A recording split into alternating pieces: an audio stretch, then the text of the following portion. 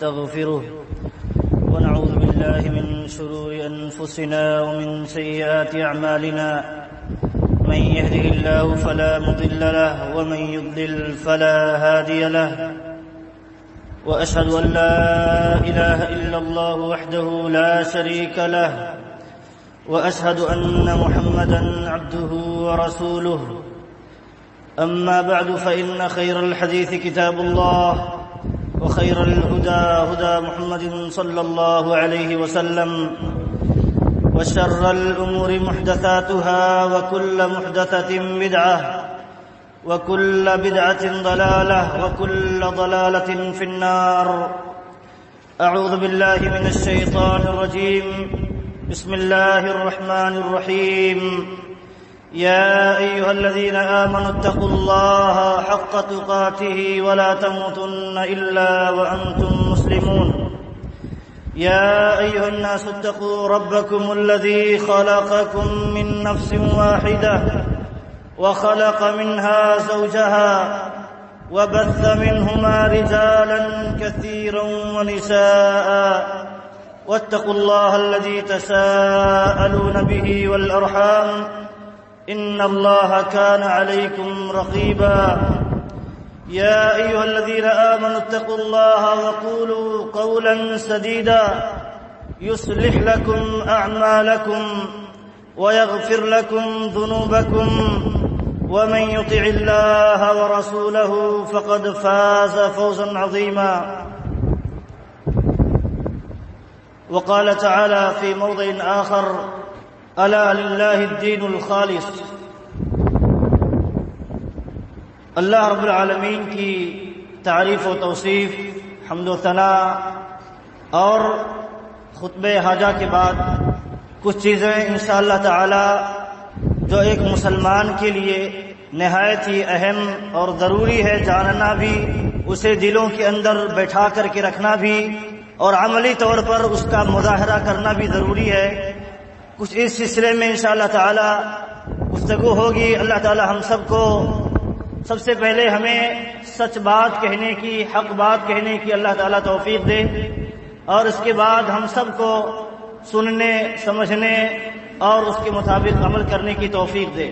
اللہ رب العالمین نے قرآن کریم کے اندر ارشاد فرمایا: وَأَنَّ الْمَسَاجِدَ لِلَّهِ فَلَا تَدْعُوا مَعَ اللَّهِ أَحَدًا. اللہ رب العالمین بڑے واضح الفاظ میں ارشاد فرماتا ہے کہ اے لوگو، یاد رکھو، جان لو، یہ بات اپنے دلوں میں بٹھا لو گہرائی کے ساتھ کہ جو مسجدیں ہیں یہ اللہ کی ہے، یہ اللہ کے لیے ہے. اللہ کے لیے جب مسجدیں بنائی جاتی ہیں تو جب اللہ کے لیے جو مسجد بناتا ہے یا جو مسجدوں سے جڑتا ہے اس کا پہلا فریضہ یہ بنتا ہے وہ شرک چھوڑ دے، وہ شرک چھوڑ دے. فلا تدعوا مع اللہ احدا. اللہ کے ساتھ اب کسی کو نہ پکارے، کسی غیر کو نہ پکارے. اللہ ہی مشکل کشا ہے، حاجت روا ہے، سارے لوگوں کی مصائب کو، مشکلات کو دور کرنے والا وہی ہے. اس کے علاوہ کوئی ذرہ برابر کا بھی مالک نہیں ہے، کوئی بھی ذرہ برابر کا مالک نہیں ہے.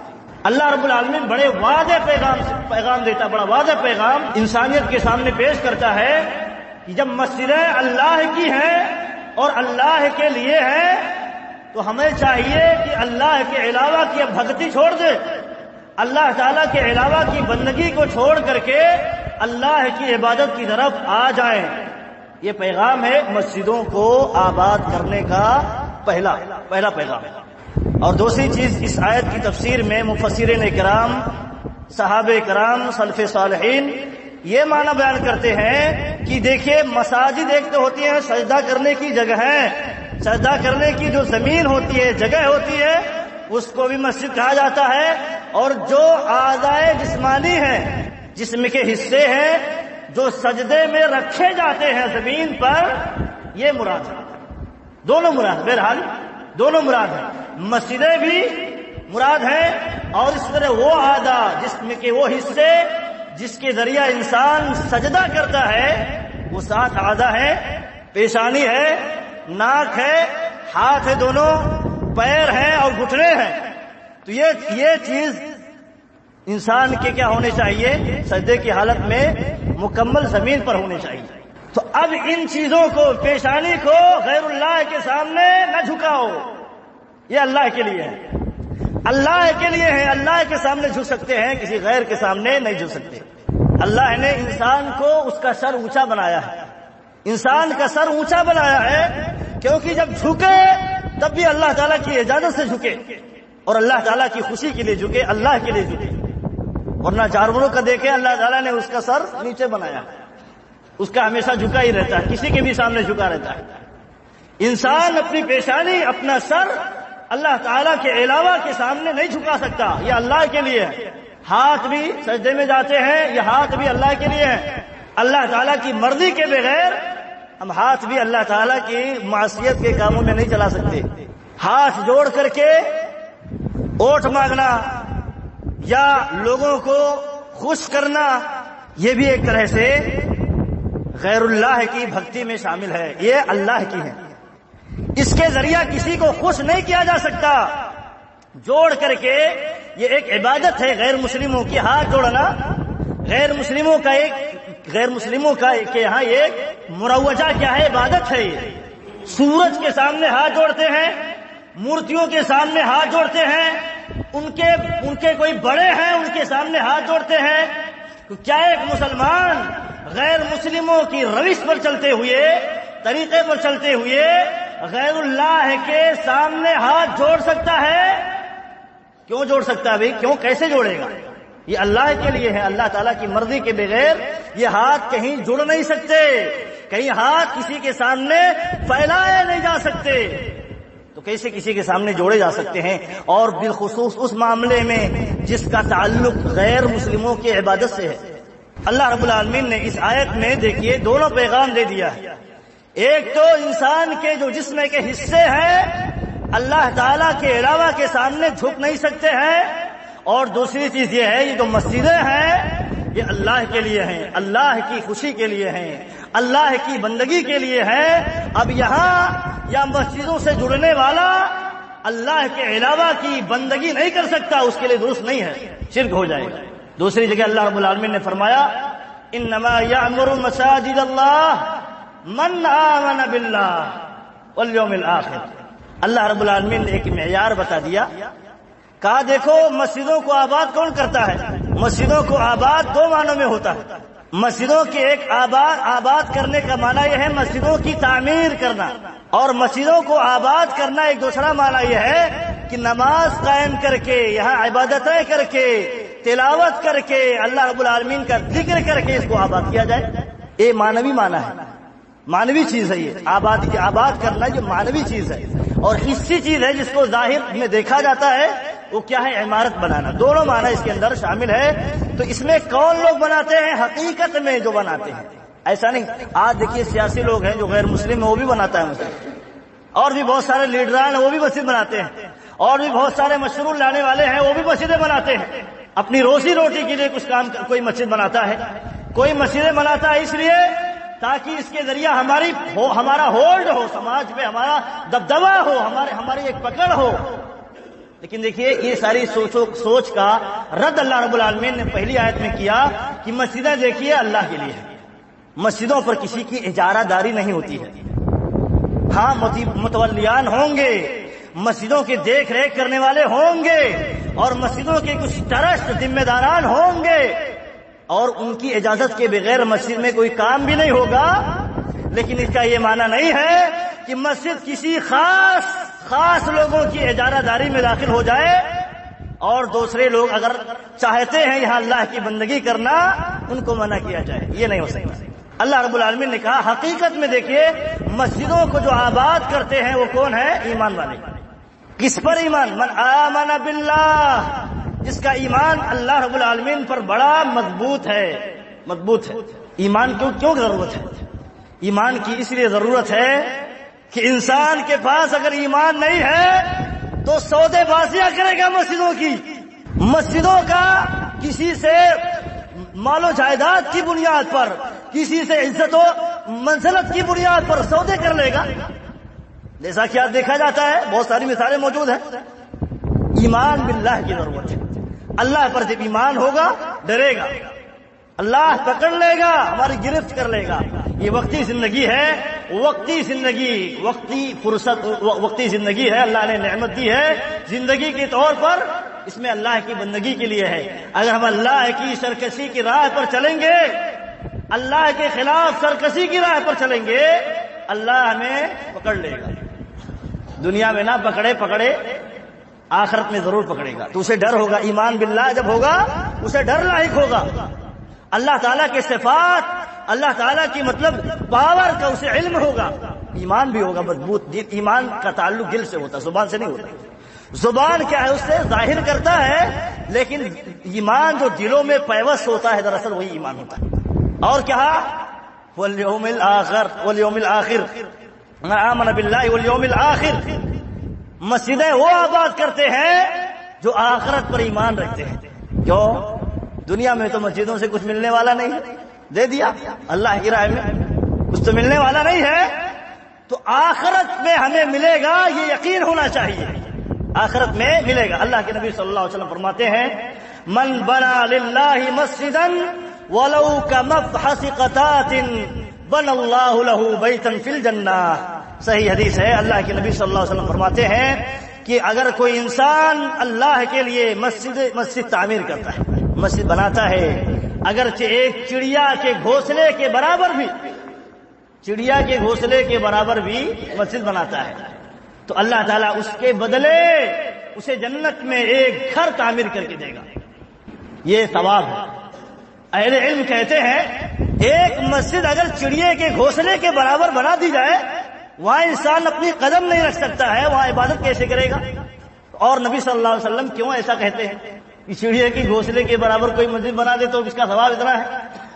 دیکھیے یہاں اصل میں اہل علم کہتے ہیں اس حدیث کی تفسیر میں، تشریح میں، یہاں دراصل لوگوں کو ترغیب دلانا ہے مسجد کے کاموں میں ہاتھ بٹانے کے لیے، کیونکہ گھونسلے میں تو کوئی نماز، بچہ بھی نماز نہیں پڑھ سکتا، پیر بھی نہیں رکھ سکتا ہے، تو کیا ہے مسجد کے چھوٹے موٹے جو بھی کام ہو، اگر حصہ لے لیتا ہے مسجد کے کاموں میں، کوئی لائٹ لگا دیتا ہے، کوئی پنکھے لگا دیتا ہے، کوئی چٹائیوں کے انتظام کر دیتا ہے، کوئی اور کچھ کر دیتا ہے، کوئی کسی امام کو رکھ دیتا ہے، تو اس کا بھی وہی اجر ہے جو ایک مسجد تعمیر کرتا ہے، کیونکہ وہ اپنی استطاعت کے مطابق کر رہا ہے۔ یہاں یہ آپشن ہے کہ مسجد میں ایسا نہیں ہے کہ وہی صرف حصہ لے سکتا ہے یا وہی صرف حصہ لے کر کے آخرت میں کما سکتا ہے، جس کے پاس پراپرٹی ہو، جس کے پاس مال و جائیداد ہو، نہیں، بلکہ یہ عام ہے، جس کے پاس 1 روپیہ ہو، 2 روپیہ ہو، جس کے پاس جتنی بھی استطاعت ہو، مسجد کے کاموں میں اگر حصہ لیتا ہے تو اس کا بھی وہی اجر ہے، اس کی نیت کے مقابلے میں، اس کی نیت کے مقابلے میں اللہ کی خوشی چاہتا ہے تو وہی اجر ہے، اللہ تعالیٰ اس کے بدلے جنت میں ایک گھر بنائے گا۔ اس میں یہ پیغام ہے کہ سارے کے سارے لوگ اللہ کے گھر کو بنانے میں شریک ہو جائیں، شرکت کر لیں، اپنا اپنا حصہ لے لیں۔ بار بار موقع نہیں ملتا ہے، بار بار یہ فرصت نصیب نہیں ہوتی ہے۔ تو دیکھیے اللہ رب العالمین نے یہاں ذکر کیا کہ وہ لوگ مسجدوں کو آباد کرتے ہیں جو آخرت پر بھی ایمان رکھتے ہیں، اللہ پر ایمان ہے، اس کے ساتھ ساتھ آخرت پر بھی ایمان ہے۔ اور تیسری چیز کہا جو اصل مقصد ہے مسجد بنانے کا، وہ اقام الصلاۃ، مسجدوں میں نماز کی ادائیگی کرتے ہیں۔ مسجدوں میں، مسجد بن گئی ہے، گھر میں نہیں پڑھے گا، مسجد ہے تو مسجد کا حق بنتا ہے، اور یہ جماعت کے ساتھ نماز ہوتی ہے، اذان کی آواز سنائی دیتی ہے کانوں میں، تو یہ واجبی ذمہ داری بنتی ہے انسان کی، ایک مسلمان کی، کہ وہ مسجد کی طرف رخ کرے، کیونکہ مؤذن پکار رہا ہوتا ہے، حی علی الصلاۃ حی علی الفلاح، نماز کی طرف آؤ۔ کیوں؟ نماز کی طرف آنے میں کامیابی ہے، کامیابی کی طرف آؤ، مؤذن پکار رہا۔ اب جو کامیابی نہیں چاہتا ہے، اللہ رب العالمین کی طرف سے جو کامیابی کا آفر ہے وہ نہیں چاہتا ہے، وہ نہیں آئے گا۔ جس کو اللہ رب العالمین کے اس آفر کی ضرورت ہے وہ آئے گا۔ اسی لیے مائک سے یا تیز آواز سے اذان دی جاتی ہے، لوگوں تک پہنچائی جاتی ہے تاکہ سنیں اور آئے۔ تو اقام الصلاۃ، مسجدوں کو آباد کون کرتے ہیں؟ نمازی لوگ۔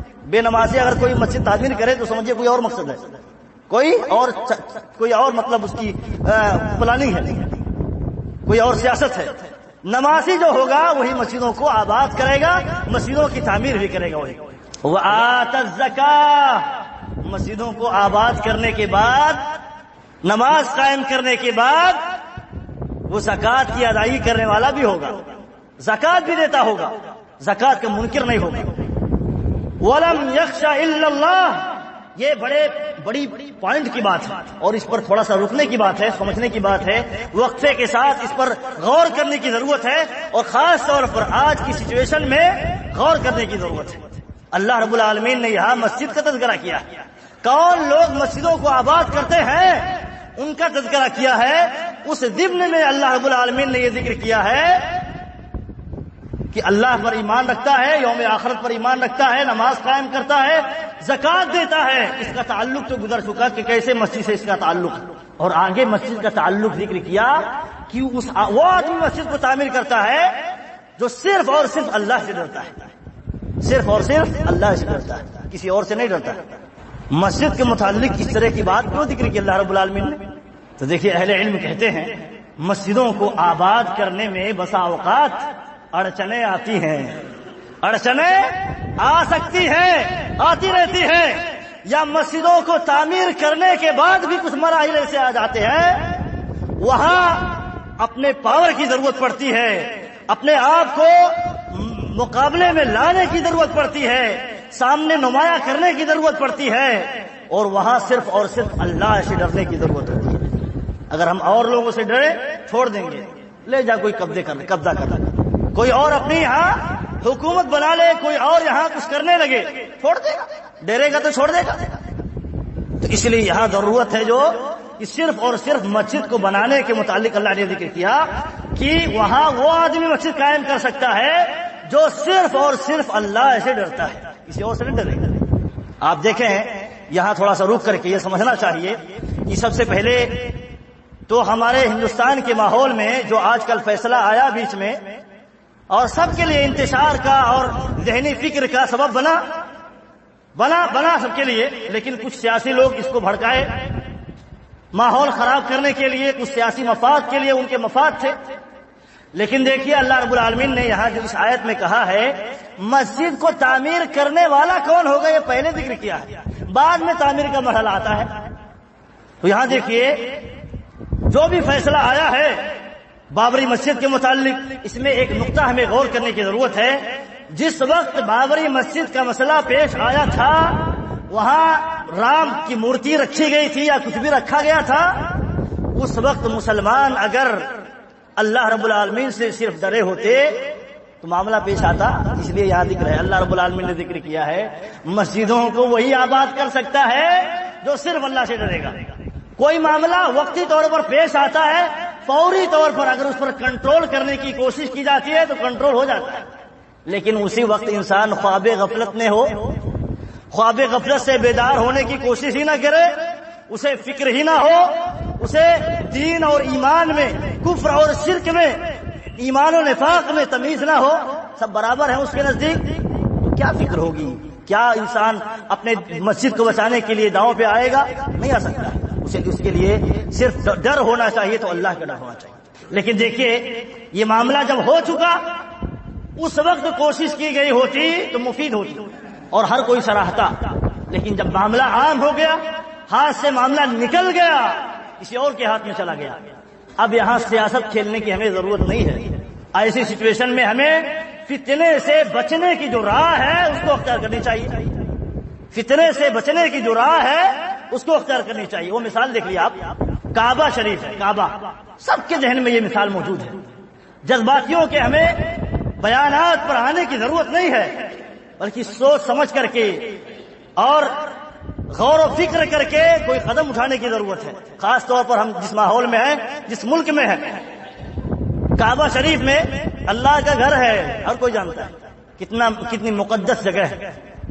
کعبہ کے اندر ایک مشرک جو اس وقت مکہ کا کیا تھا، سربراہ تھا، لا کر کے شام کے علاقے سے یا یمن کے علاقے سے ایک مورتی لا کر کے کعبہ میں رکھ دی۔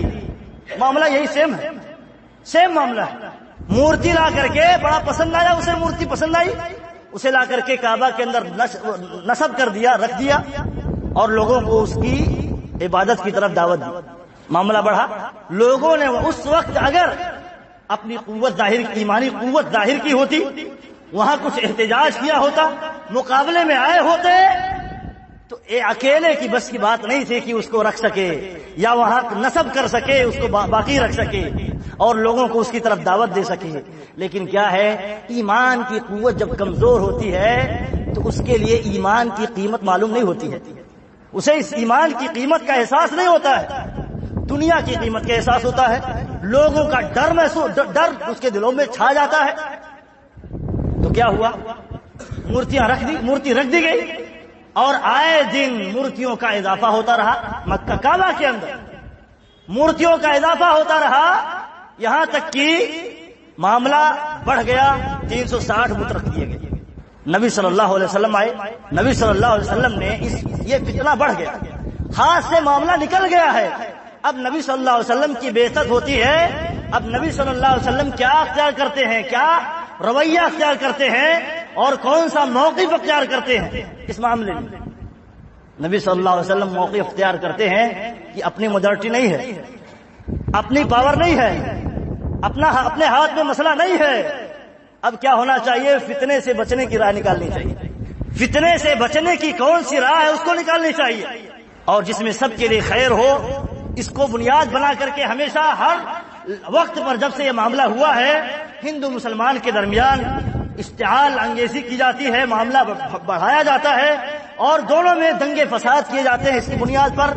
تو اس کی حکمت کا تقاضا یہ ہے کہ یہاں کوئی ایسا فیصلہ آتا ہے، کوئی ایسی بات آتی ہے کسی حاکم کی طرف سے جو اس کے ذمہ داران ہیں، تو ہمیں فتنے سے بچنے والی جو راہ ہے اس کو اختیار کرنی چاہیے. ہاں، فتنے سے بچنے والی راہ جو اختیار کرنی چاہیے، لیکن اپنی استطاعت کے مطابق صحیح راستے پر، جس سے فتنہ نہ بڑھے، لوگ فتنے میں آئے نہ، لوگوں کا نقصان نہ ہو. عدالت میں جا کر کے، کورٹ میں جا کر کے اپنے قانون کے اعتبار سے، اپنے حق کے اعتبار سے لڑائی جاری رکھنی چاہیے. اس سے کون منع کرتا ہے، اس سے کون روکتا ہے؟ لیکن دیکھیے، سیاسی ناحیے سے جو لوگ باتیں کرتے ہیں اور مسئلے کو بڑھاتے ہیں، بھڑکاتے ہیں، نوجوان کے جذبات سے کھیلتے ہیں، یہ درست نہیں ہے. یہاں سمجھنے کی ضرورت ہے نبی صلی اللہ علیہ وسلم کی زندگی سے. نبی صلی اللہ علیہ وسلم نماز پڑھنا ہوتا تھا، عبادتیں کرنی ہوتی تھی، وہاں آ کر کے بتوں کے ارد گرد عبادت کر لیتے تھے، لیکن کبھی بتوں کے ساتھ چھیڑخانی نہیں کرتے تھے. فتنہ کھڑا ہو جاتا تھا، اور جس مشن کے لیے بھیجے گئے تھے اس مشن پر ایسی روک لگ جاتی کہ مسئلہ اور آگے بڑھ جاتا. تو اپنے ایمان کو بچانے کے لیے صحابہ کرام کو حبشہ کی طرف بھیج دیا، جا کر کے یہاں ایمان خطرے میں تھا، وہاں جا کر کے ایمان محفوظ ہو جائے. فتنے سے بچنے کے لیے بھی کام کیا، اور فتنے سے بچنے کے لیے ہی نبی صلی اللہ علیہ وسلم نے مکہ سے مدینہ کی طرف ہجرت فرمایا، خود ہجرت فرمایا. فتنے سے بچنے کوئی واویلا نہیں کیا، صحیح راستے سے آ کر کے مکہ پر قبضہ کیا، صحیح راستے سے آ کر کے. تو دنگے فساد میں کیا ہے تو ہوتا ہے، کتنے مومنوں کی، کتنے مسلمانوں کی جانے انجانے میں جذبات میں آ کر کے بہک جاتے ہیں، جانے جاتی ہیں. تو اس لیے سمجھداری کی ضرورت ہے. اور شروعات میں جب مسجدوں کے معاملے میں کوئی مسئلہ پیش آتا ہے، وہاں ہونا چاہیے، وہاں ہماری ایمانی قوت کہاں جاتی ہے. آج سیاسی لوگ جو بھڑکاتے ہیں تو ہماری ایمانی قوت جاگتی، جہاں کوئی فائدہ نہیں ہوتا ہے. اس وقت جس وقت معاملہ پیش آیا ہوتا ہے، اس وقت اپنے ایمان کا مظاہرہ کرنا چاہیے، اللہ رب العالمین سے صرف ڈرنا چاہیے، کسی سے اس وقت کسی بھی قوت سے اس وقت نہیں ڈرنا چاہیے. ہاں، وہاں بھی علماء کی رہنمائی میں رہنا چاہیے. کیوں؟ صورتحال کیا ہے وہ نہیں سمجھے گا، بھڑک جائے گا، جذبات میں آ جائے گا، کیا کرنا چاہیے کیا نہیں کرنا چاہیے، پھر کیا ہو جائے، کوئی اور رخ اختیار کر لے گا. تو وہاں علماء کی رہنمائی کی ضرورت ہوتی ہے. اور آگے فرمایا فَعَسَىٰ أُولَٰئِكَ أَن يَكُونُوا مِنَ الْمُهْتَدِينَ. اللہ رب العالمین نے کہا اگر یہ ساری چیزیں ہیں مسجد کو تعمیر کرنے والے کے اندر، تو ایسے لوگ ہدایت یافتہ ہیں، ہدایت پا جانے والے ہیں، ہدایت یافتہ ہیں. تو اللہ رب العالمین نے دیکھیے بڑی موٹی موٹی چیزیں یہاں بیان فرما دی ہے ان آیات کے اندر، ہمیں غور کرنا چاہیے. اور اللہ رب العالمین نے جو یہ ذکر کیا ہے قرآن کریم کے اندر مسجدوں کو تعمیر کرنے کے سلسلے میں اور بھی مسجدوں کے متعلق مسائل قرآن کریم کے اندر ذکر کیے گئے ہیں، احادیث کے اندر ذکر کیے گئے ہیں. ہم سب کو جاننا چاہیے، سمجھنا چاہیے اور مسجد کے جو حقوق ہیں اس کو ادا کرنا چاہیے، کیونکہ ہر ایک کا ہر چیز کا مسلمان پر حق بنتا ہے، اس کی ذمہ داری بنتی ہے، تو اس کو ادا کرنا چاہیے. وہ اس کی ذمہ یہ کام ہوتا ہے، سونپا جاتا ہے. تو دیکھیے مسجد کی جو ذمہ داری ہے اس کی ذمہ داری کے متعلق بہت ساری تفصیلات موجود ہیں. ہمیں علماء سے پوچھنا چاہیے، کتاب و سنت کی طرف رجوع کرنا چاہیے. اور دوسری چیز یہ ہے کہ دیکھیے عام طور پر یہ مسلمانوں میں عام کیا جاتا ہے اور یہیں سے خطرناکی شروع ہوتی ہے. اللہ رب العالمین نے دیکھیے کہا کہ اجعلتم سقایۃ الحاج وعمارۃ المسجد الحرام کمن آمن باللہ والیوم الآخر. اللہ رب العالمین نے بڑے واضح پیغام سے دیے، پیغام میں واضح کر دیا. یہ سوچ اس وقت بھی تھی، کفار مکہ کے اندر بھی تھی. سمجھتے تھے مسجدوں کی تعمیر کرنا، مسجدوں کو آباد کرنا، یہاں دیکھ ریکھ کرنا اور حاجیوں کو پانی پلانا یہ بہت بڑا کام، اس سے بڑا کوئی کام نہیں، ایمان لانا بھی کوئی کام نہیں ہے اس سے بڑا. یوم آخرت پر ایمان لانا، اللہ پر ایمان لانا بھی اس سے بڑا کام نہیں. تو اللہ تعالیٰ نے اس سوچ کی رد کی. دیکھیے کوئی ایک طرف حاجیوں کو پانی پلانے کا کام کرتا ہے لیکن وہ شرک کرتا ہے، مشرک ہے، لوگوں کے ساتھ اچھا سلوک کرتا ہے، ان کی مصیبتوں میں کام آتا ہے، ہاتھ بٹھاتا ہے. اور ایک طرف مسلمان ہے، ایمان والا ہے، اس کے پاس استعداد نہیں کر پاتا ہے. تو کیا دونوں برابر ہو سکتے ہیں؟ کسی بھی نام پر، انسانیت کے نام پر، ملک کے نام پر، کسی اور نام پر کیا دونوں برابر ہو سکتے ہیں؟ اس نظریے کا اللہ رب العالمین نے رد کیا. کہا حاجیوں کو پانی پلانے والے، مسجدوں کو آباد رکھنے والے کیا مومنوں کی طرح ہو سکتے ہیں؟ لا یستوون. یہ دونوں برابر نہیں ہو سکتے. اللہ رب العالمین کہتے ہیں دونوں برابر نہیں ہو سکتے. کہا آگے فرمایا جو جہاد کرتے ہیں، ایمان لاتے ہیں اور جہاد کرتے ہیں، اللہ رب العالمین کے راستے میں کوشش کرتے ہیں، تو ایسے لوگوں کا کیا ہے انجام؟ جنت ہے، ہمیشہ کے لیے جنت میں رہیں گے اور یہی لوگ کامیاب ہونے والے ہیں. اور کافروں کے لیے کیا ہے؟ دنیا میں جو ہے وہ ہے، آخرت میں ان کے لیے ناکامی ہے. تو یہ مقابلہ ہمارے لیے درست نہیں ہے. کسی بھی نام پر ہو، کسی بھی سیاست کے نقطے پر ہو، اصطلاح پر ہو، یہ درست نہیں ہے. یہ شیطانی سوچ ہے. اللہ رب العالمین نے قرآن کریم کے اندر اور جگہوں پر کہا کہ کیا خبیث چیز اور طیب چیز برابر ہو سکتی ہے؟ خبیث چیز اور طیب چیز، پاک چیز برابر ہو سکتی ہے؟ کوئی برابری نہیں ہے. کیسے آپ برابر کر سکتے ہیں؟ ایک فاسق و فاجر ہے، ایک نیک انسان ہے، کیا برابر ہو سکتے ہیں؟ اور بہت جگہ کہا کہ کیا جاننے والے نہ جاننے والے برابر ہو سکتے ہیں؟ کسی بھی ناحیے پر، انسان ہونے کی ناحیے پر بھی برابر ہو سکتے ہیں. اللہ نے علماء کا مقام بڑھا دیا ہے. ان کا عزت، ان کا احترام امت پر فرض ہے. کیا عوام الناس کا بھی عزت و احترام علماء کے مقابلے میں ہے؟ تو اللہ تعالیٰ نے یہ تفریق دی ہے. تو اس کو بھی سمجھنے کی ضرورت ہے. آج کل یہ سوچ سیاسی لیڈران کی طرف سے عام کی جاتی ہے اور ہم اس کو بڑا اچھا سمجھ کر کے قبول کرتے ہیں اور اس کا نعرہ بھی عام کرتے رہتے ہیں معمولی سمجھ کر کے. حالانکہ آپ دیکھیں ایمان اور کفر کا مسئلہ ہے. ہم اگر کفر کو ایمان سے بڑا کر دیں، ارتداد ہے. ایک آدمی ہے، بہت سارے رفاہی کام کرتا ہے، ہاسپٹل تعمیر کرتا ہے اور مسجدیں بناتا ہے اور بھی کام کرتا ہے، لیکن وہ مشرک ہے، غیر مسلم ہے. اور ایک طرف ایمان والا ہے، اپنی استطاعت کے مطابق جو کچھ ہوتا ہے کرتا ہے. تو کیا کہہ سکتے ہیں یہ مسلمان جو ہے اس سے اچھا نہیں ہے؟ یہ اگر معاملہ ہو جائے تو یہ کفر کا معاملہ ہے، انسان مرتد ہو جاتا ہے. کیونکہ اللہ رب العالمین نے جو نظام دیا ہے اس نظام کو ٹھکرا رہا ہے، باطل کو حق سے بڑا کہہ رہا ہے. اور اللہ رب العالمین نے جگہ جگہ اس نظریے کا، اس نقطے کا رد کیا ہے. کچھ لوگ کفار میں تھے، جو بڑا معاملہ ہوتا ہے، خطرناک معاملہ ہوتا ہے اور یہ شیطانی سوچ اس کو ہلکے میں پیش کرتے ہیں. ہلکے میں آپ دیکھیں شرک سے بڑا گناہ کوئی ہے؟ ان الشرک لظلم عظیم. شرک سب سے بڑا گناہ ہے. اس کے باوجود بھی دیکھیے مشرکین اس کو ہلکے میں لیتے تھے. آج بھی ایسے ہی معاملہ ہو گیا، صورتحال ایسی. یہ معاملہ کتنا خطرناک ہے سمجھنے کی ضرورت ہے. آج سیاست کے لیے اور دنیا کے لیے، دنیا کے حصول کے لیے انسان اپنا دین بیچتا ہے، جیسا کہ حدیث میں ہے اللہ کے نبی صلی اللہ علیہ وسلم نے ارشاد فرمایا تھا کہ ایک زمانہ ایسا آئے گا کہ صبح میں انسان مومن ہوگا، شام میں کافر ہوگا۔ کیسے ہوگا؟ کہا کہ اپنے دین کو دنیا کے چند کوڑیوں کے بدلے بیچ دے گا۔ دین کی قیمت اسے نہیں معلوم ہوگی، دین اسے دنیا سے ہلکا معلوم ہوگا، دین کی اہمیت اس کے نزدیک نہیں ہوگی۔ اسی لیے اللہ رب العالمین نے کہا قرآن کریم کے اندر کہ جو لوگ ایمان لے آئے وَلَمْ يَلْبِسُوا إِيمَانَهُمْ بِظُلْمٍ أُولَئِكَ لَهُمُ الْأَمْنُ وَهُمْ مُهْتَدُونَ، جو لوگ ایمان لے آئے ہیں اب ان کی ذمہ داری یہ بنتی ہے، ایمان لے آنا کافی نہیں ہے نجات کے لیے، ایمان لانے کے بعد کوئی کما لے تو کما لینا کافی نہیں ہے، پراپرٹی بنا لینا کافی نہیں ہے، اس کو گنوا دے تو کیا حاصل، فضول کاموں میں گنوا دے، لا یعنی کاموں میں گنوا دے، نقصان دہ چیزوں میں گنوا دے، کیا حاصل۔ ایسے ایمان لانے کے بعد اگر اس کو سیکورٹی نہ دے، اس کی حفاظت نہ کرے، کس سے؟ ظلم سے، شرک سے، بدعات و خرافات سے اس کی حفاظت نہ کرے تو وہ ضائع و برباد ہو جائے گا۔ تو اولئک لہم الامن، جو ایمان کو محفوظ رکھتے ہیں، سیکورٹی دیتے ہیں، ان کے لیے امن ہے دنیا میں بھی اور آخرت میں بھی، اور ایسے ہی لوگ ہدایت یافتہ ہیں۔ تو یہ فکر ہمارے دلوں میں جاگنی چاہیے کہ ایمان کی قیمت کیا ہے۔ ایمان کی قیمت معلوم ہوگی، ایمان کی اہمیت کیا ہے وہ اندازہ ہوگا تو انسان سودے نہیں کرے گا۔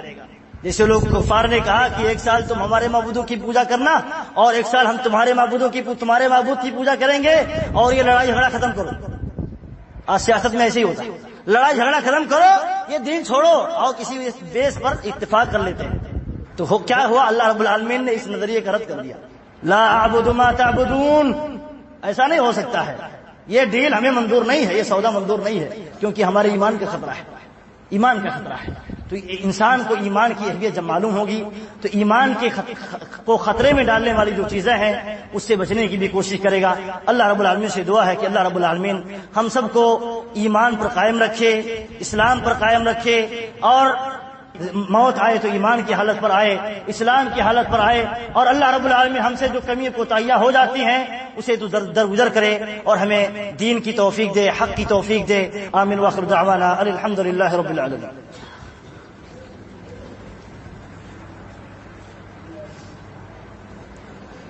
إن الحمد لله نحمده ونستعينه ونستغفره ونعوذ بالله من شرور أنفسنا ومن سيئات أعمالنا، من يهده الله فلا مضل له ومن يضلل فلا هادي له، وأشهد أن لا إله إلا الله وحده لا شريك له، وأشهد أن محمدا عبده ورسوله.